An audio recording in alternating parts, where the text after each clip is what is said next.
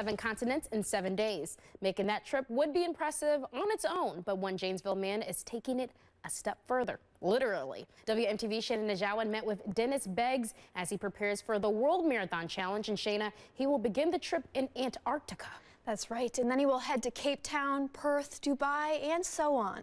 Beggs is participating in the race not only to satisfy his love for running, but also to honor his late mother, who loved to watch him pursue his passion.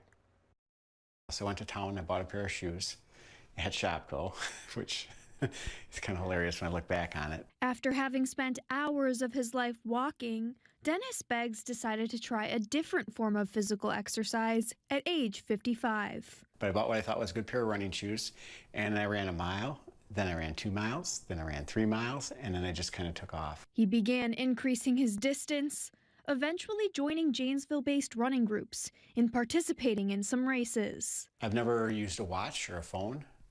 I just run by how I feel.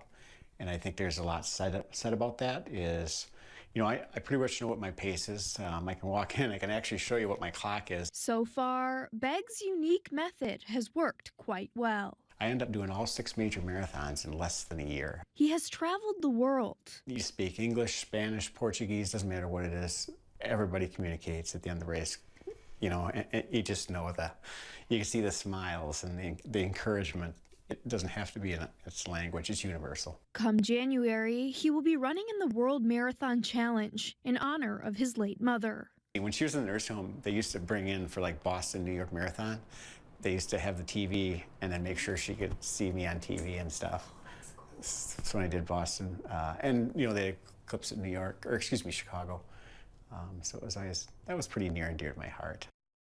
And through the World Marathon, Beggs will be raising money for the Alzheimer's Foundation of America. His mother was diagnosed with the disease before she passed away 3 years ago. Live in the studio, Shana Najawan, WMTV 15 News.